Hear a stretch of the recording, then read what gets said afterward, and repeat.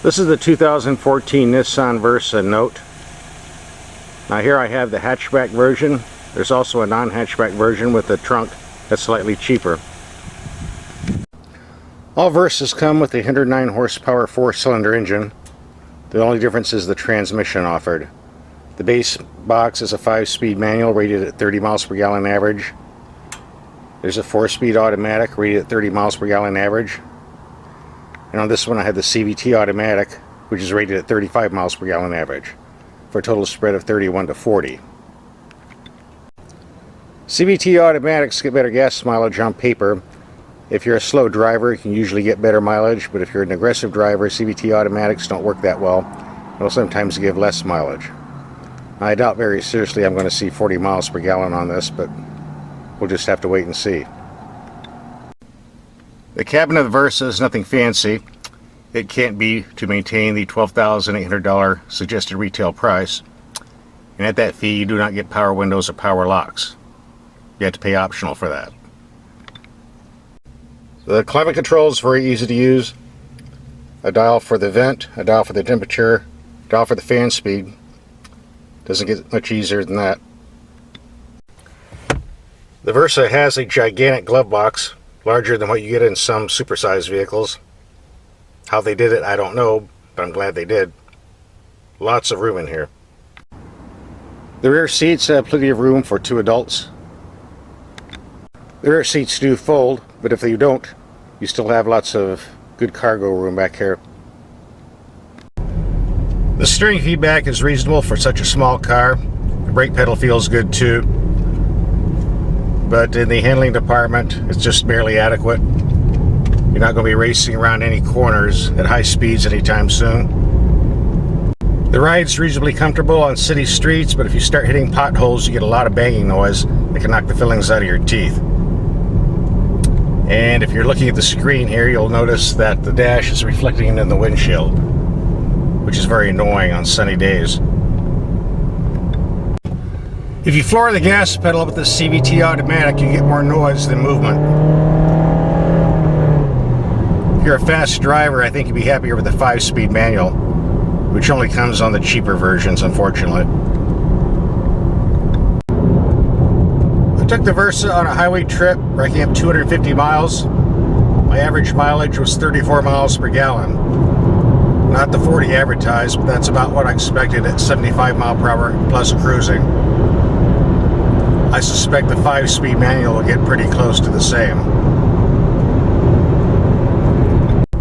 I also noticed that while the Versa is capable of highway trips, it's not really well suited for that. Just too much road noise and wind noise too, which gets kind of tiring after about several hundred miles. More than adequate for the city though. Now going back to the price tag, as I stated earlier, the base sedan starts at $12,800. The hatchback starts at just under $14,000. Now, one thing you have to watch out for are the options. This thing was loaded up with everything like navigation, satellite radio, heated seats. The total was $19,545. Personally, I think if you're going to spend that much for a Nissan, you're better off upgrading to the Nissan Sentra, which is a lot more car for not much more money. On the other hand, if you can't afford it, the base Versa with very little on it is a pretty good buy. This is the 2014 Chevrolet Sonic Turbo. Now their turbo engine is a 1.4 liter rated at 29 to 40 miles per gallon with a 6-speed manual, or 27-37 with a 6-speed automatic. It puts out 138 horsepower, and it's an optional engine. The base engine is a 1.8 liter with either 5-speed manual or 6-speed automatic rated at 26 to 35 miles per gallon. It also puts out 138 horsepower but less torque, so naturally the turbo is quicker. I've been doing a lot of brisk driving in this turbo 6-speed. I'm getting around 26, 27 in mixed city and highway driving. The Sonic's available in either a sedan or hatchback, and as you can see I have the latter. Not much storage room back there, but it does seat 4 people quite well. The gauge cluster provides lots of good information. It seems to have been copied from high-performance motorcycles, which is what I think the intent was. We get 2 storage compartments of a rather decent size.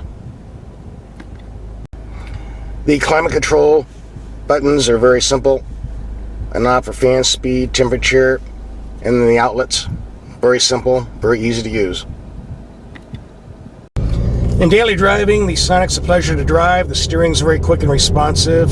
The brake pedal feel is very firm and responsive. The ride quality is very comfortable for a small car. Acceleration-wise, the turbo's no rocket, but still faster than the non-turbo car. It gets better gas mileage too, so it's worth the extra cost. As a rule, Chevrolet cars have very simple knobs on the audio, usually a volume on the left, a tuner on the right. Unfortunately, the Sonic doesn't come that way. It's all touchscreen. You have to hit this to turn the radio on, which sometimes works and sometimes doesn't. Then you have to touch screen this little dinky 1/4-inch spot here for the volume. And when you turn the car off, the volume resets itself down to low, so you have to keep redoing this every time you turn the car on. And you got about an 1/8 of an inch spot here for changing channels, which is very inconvenient when you're driving. And the radio doesn't always turn off when you press the button. I've hit it about 12 times already. The system sounds good, but these touch controls are just crap. I'm sorry. Give us simple knobs, please. But we can't do much about this because it's just the way it comes, and I guess you'll just get used to it. Now I had 2 of these. The first car I had has 6-speed automatic, which I was perfectly happy with. The 6-speed manual is for those who like doing sporty driving, but be advised it's really no faster than the automatic. The throws are rather long, shifting not that precise. It takes a bit of getting used to. The automatic loses a few miles per gallon, but in general driving, I think it outperforms the 6-speed manual. But it's your choice. If you like to shift, you get 6 speeds. If you don't like to shift on the automatic, you get 6 speeds. Take your pick. A bare-bones Sonic will run you around $14,000. This one was loaded up with all the goodies, ran around $21,000. If you're looking for sportiness and economy, the Sonic might be a good deal for you. Just a couple of footnotes on this Sonic. Number 1, I've been driving it on the highway for the past couple of days. Found it to be very smooth and quiet. Great suspension for a small car. Therefore great for long trips. Especially the great gas mileage, around 35 to 36 at 75 mile per hour cruising.